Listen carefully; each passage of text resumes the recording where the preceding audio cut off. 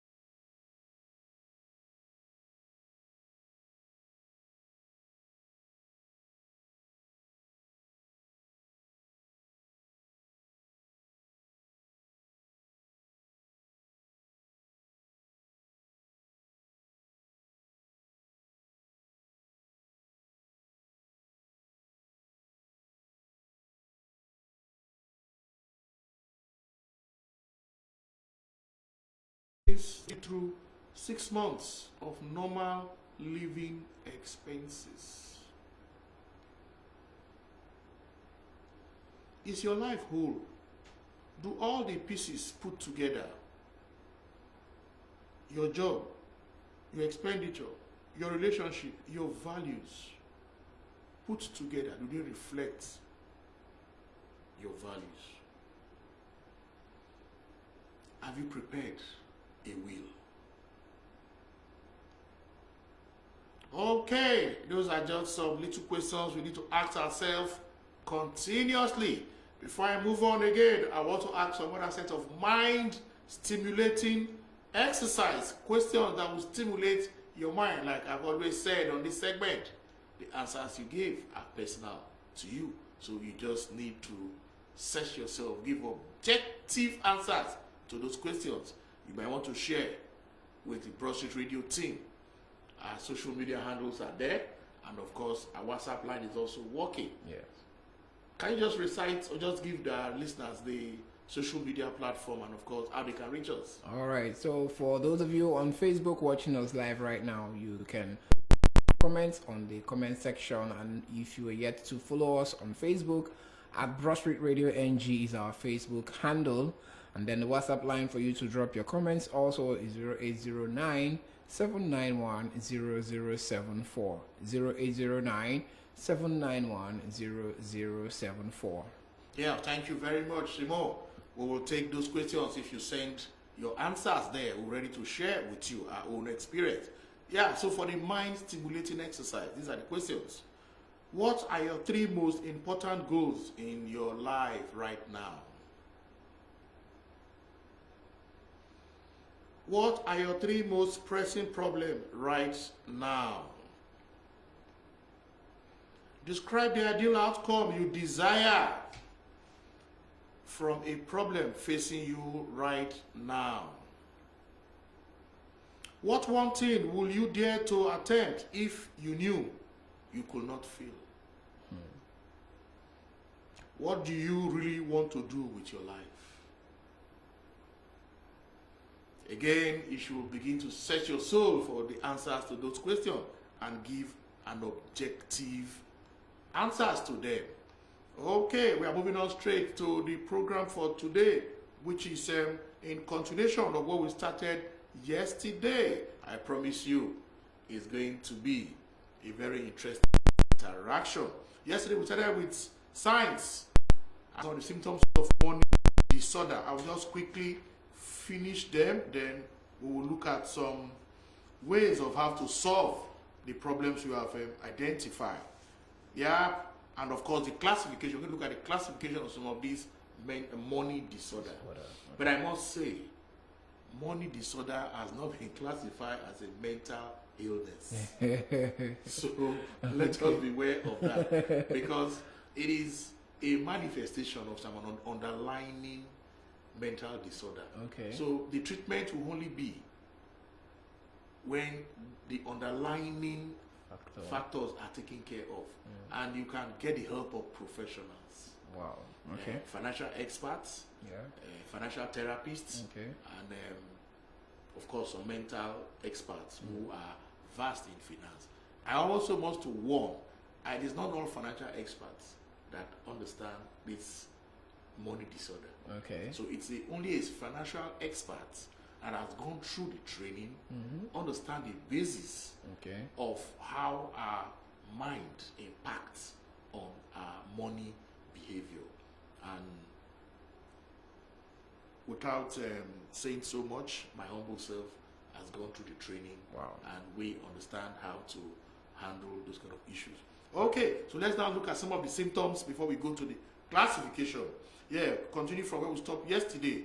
We said somebody can be a pathological gambler. That is one sign of money. Having money makes you feel guilty. Maybe they are feeling guilty. Guilty about what? Yes. Maybe the way they have acquired the money. Okay. But just the money in itself.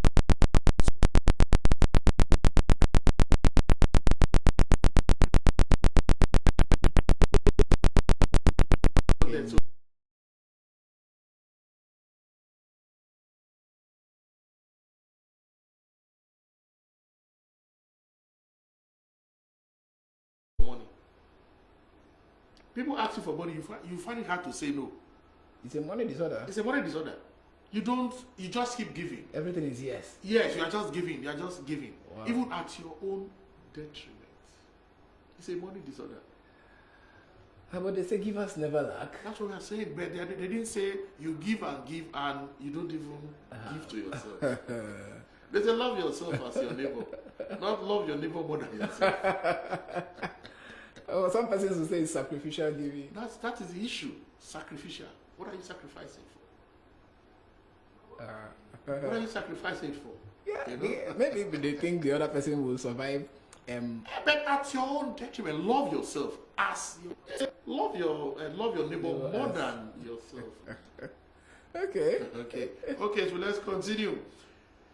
You give people money, even you know you are enabling their poor financial choices. Yes, some parents even do it. Yes, they just keep. You don't want the child to go through life. Just want to arrange everything in terms of money. Just keep giving them money. Just don't want them to even feel the heat of the sun. Exactly. So it's a money disorder on your own part. Wow. Yeah. Then you lie to your partner about how much you spend. It's also a money. When two people have become one, it's expected that you should be able to share. Yeah, they should be transparent with each other. In terms of even your finances and every other thing. You refuse to talk about money at all. Some people just feel, money issues, money is evil. Rich people are evil. You have a money disorder. Wow. Yes. So those are some of the signs of money disorder. Let's go for a short break. All right. We'll be right back after this short break.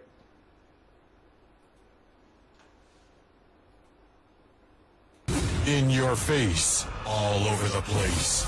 We're online 24/7. 24/7. You're listening to the hottest internet station. Broadstreet Radio, your number one business.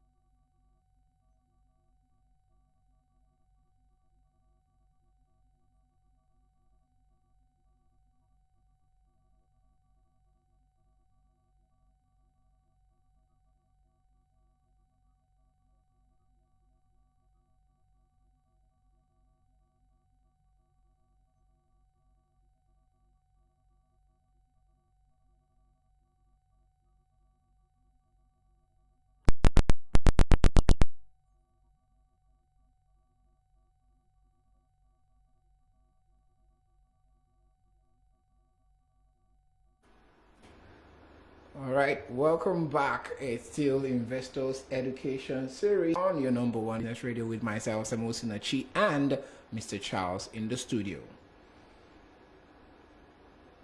Okay, thank you so much. Welcome back. Yes, we have looked at some of the symptoms and we want to try and see how we can make this so simple. Now, having diagnosed or listed, because I don't want to be a medical doctor here, yeah, we've been able to see some of the signs and we can relate this to our day-to-day activity. Like we said yesterday also, money disorder, okay? Yeah. Now we should be thinking about how to overcome these money disorders, you know? But again, we need to actually know what is actually this money disorder. Like I said yesterday, these are everyday reoccurrences that disrupt our life. And it affects our relationship. Okay, so money disorder cannot be officially diagnosed. They are recurring behavior that can interrupt everyday life and cause strain on relationship. Wow. Yes. Like we have said, it's not a mental disorder, Yeah. you know, because there are underlying that makes you behave. Factors, yeah. Factor that makes you behave that way. But according to an expert, I'll just mention his name, Dr. Brad Clunt. You know, he's the one that gave us the definition of money disorder. Okay. Yes, it is that these are recurring behavior that can interrupt everyday life and cause stress. Recurring is always It's always you know, happening. It's not a one-off thing. Yeah. You know, it's always recurring and it interrupts your everyday life. That is a strain On your relationship. Yeah. A spouse, mother and Father. between spouse, And then between parents and their children, you know, colleagues. exactly. Wow. You know, so that is a problem. So Dr. Brand gave us that definition, and in doing that, he tried to identify this money, so the pattern. Okay. And he gave us 8 patterns. Wow. And let's recognize these 8 patterns. We have also mentioned them in the signs. Okay. We want to actually categorize them very well. The first one is a pathological gambling, reoccurring gambling behavior. Wow. So you can see we mentioned in the signs that if you are a chronic gambler, In fact, I saw gambling in a different way when I went to serve. I see. Young people coming. I was very young boys coming, and then they are coming to play with 10,000 naira. And then I'm looking at in this thick village, you are playing gambling with this. So you can see it has nothing to do with the environment. It's the people themselves. Come on. Yeah. Okay. That's 1. 2. Second one, I hope time will permit us to finish this 8. 2. Overspending and compulsive buying disorder. Overbearing need to buy things. Yes. Always want to buy. Yes. Anything, see, how much? Okay, can I get it? Just Wow. compulsive buying disorder. Overbearing need to buy things. So according to Dr. Cluns, Brad, these are the categorization. You're saying a pathological gambler, then overspending, compulsive buying disorder. Wow. Then, number 3, underspending and compulsive hoarding problem with getting rid of things. Yes.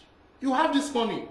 You don't want to spend. And that's saving it for the future. That's what we're saying. But imagine somebody has so much money and you need to go to the clinic to pay one of the things.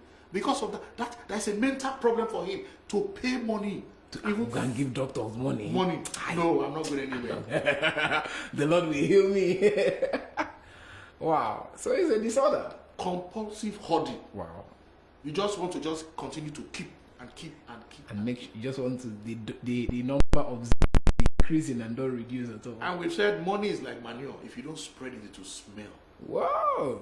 That's the truth. That's money. Just hearing this one. Manure. If you don't spread it, to smell.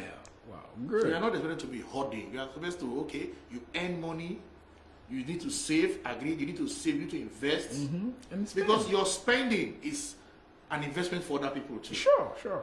You know, you are making money to move.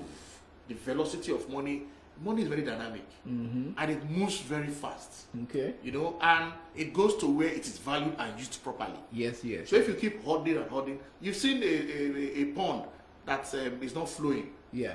It starts smelling. Yes.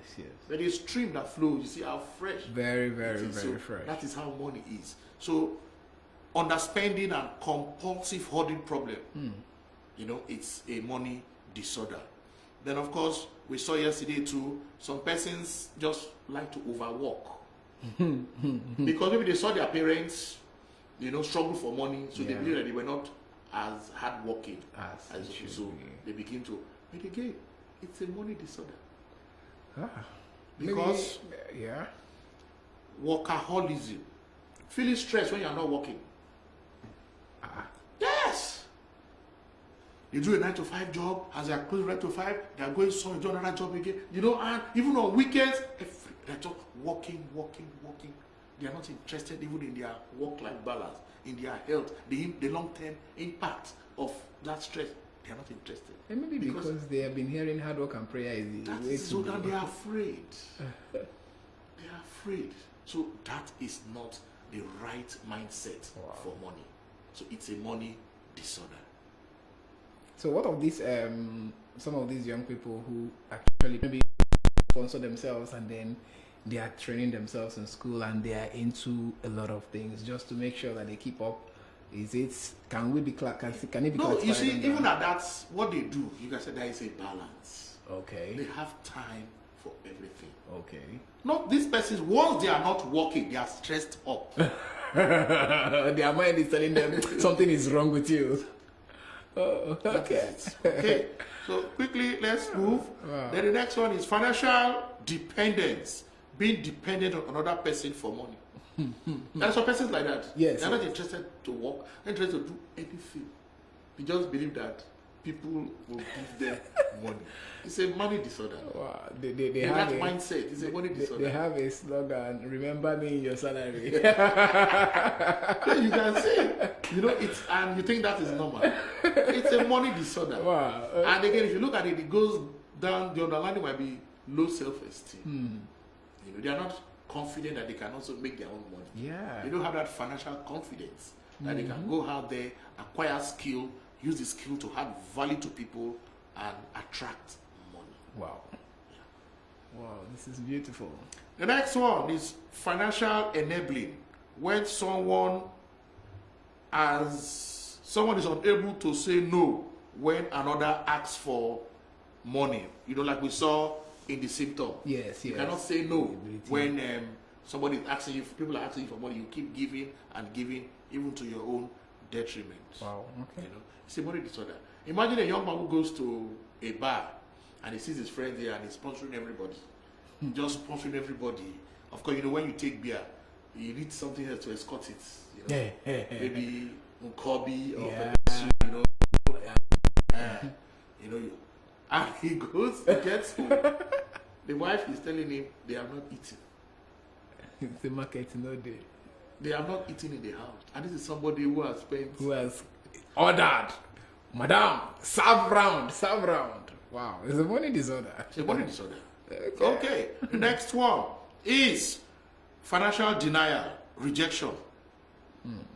The act of not dealing with financial issues, like we also saw in the symptoms. Yeah. You know, you don't want to talk about Anything about money. finance. You don't want to see your bank statement. You're not interested. You don't want to even see the bills. Nothing. A denial. Then there is a money disorder somewhere. Okay. Then of course, the last one, financial enhancement, when parents involve children in financial issues. Yes, we have spoken on this.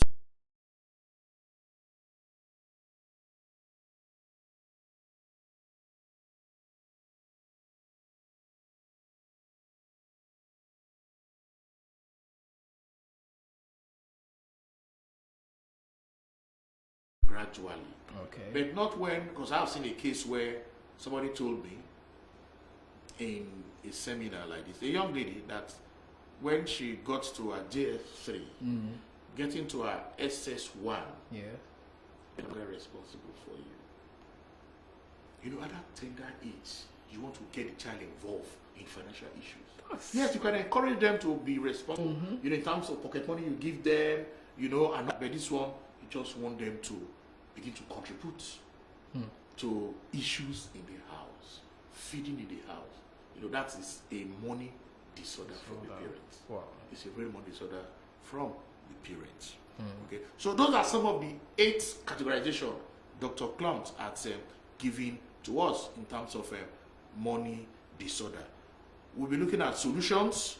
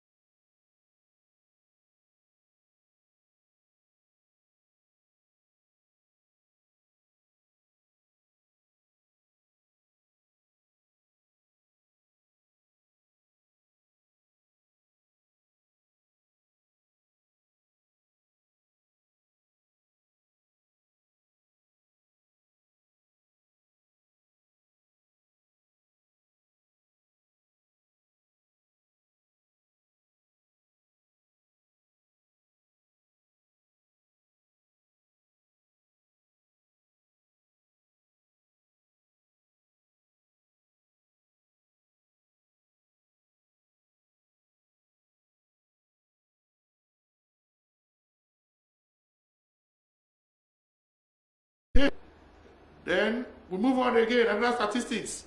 28% agree that money makes them feel depressed. Yes. Wow. Yes, money makes them feel depressed because they acquired so much. And yes. Ha. 19% claim that finance caused them problem in their relationship. That's if they're not transparent with their partners. And have you realized that? I don't know how true that statistic is. Okay. Most divorce that we see today, trace it. It's money issue. Money. But somebody asked me, Bill Gates and the wife that divorced, was it? It might still be money It issue. might be money issue. We don't Yes. even know. It might Is be it- money issue. Okay. It Well, might be. Okay. Because they might not reveal everything in that, total to yeah. the Okay. public. 45% noted that they miss out on social events due to lack of funds. Yeah, I can agree to an Okay. extent to this, because if you don't have money for any beach party, you act like it's not important to you. Okay. Then 38% had problems with family members over finance. Yes. You don't want to give us money. We call you, you don't want to pick our calls. Because of your wife, you don't want to listen to us again. So what we are saying here, what we are trying to do here is, after analyzing and identifying some of these symptoms, seeing the categorization, look at the statistics, is to profile solution. Solution, yes. We're not saying seek professional help to solve this money disorder. Seek professional help. And if it is the mental issues underlying it, make sure you see a professional mental expert that will begin to look at this underlying issue. It could be anxiety, it could be depression, it could be suicide tendency. Yeah. It could be so many other mental issues. So those ones have to be taken care of before we can begin to solve the money disorder. Okay, so before I round up, before I close today, I will just take 2 quotes. Rich people believe I create my life. Poor people believe life happens to me. That's given to us by T. Eckhart.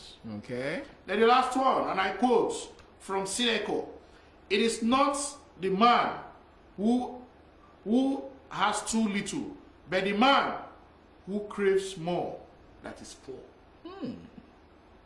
Thank you. Thank you very much, sir, Mr. Charles, for this wonderful education series for investors. I've learned a whole lot of today being with you in the studio, and it's always very wonderful when I am I'm asked to co-host with you in the studio, because I know I'm going to get a whole lot of lessons. I'm also learning from you, sir. And those of you, for you listening to us or you're watching us right now, you have heard all of the categories and the symptoms, and then the final thing we have for you is to seek help. In fact, a lot of people don't like seeking for help. They feel if we go ask for help, they think we are not man enough or we are not capable. No, seeking for help doesn't make you less. Exactly. Because only you can't be everything. There are areas you need help. You might be very good in this aspect, but then in this other aspect you would need help. So seek help if you have found any of the symptoms mentioned here, that is that you have a tendency of it, or you have been categorized in one of the categories mentioned. Seek help. If it is the one that has to do with finance, seek help from financial experts. If it is the one that has to do with mental, your mental well-being, seek help from the mental expert. And with this, we'll come to a close for Investors Education Series. Join us again another time for Investors Education Series. Don't go anywhere, because in a jiffy, we will be back for the stock market report proper for the day. It's still the call over. the call over. Yes, it's still Broadstreet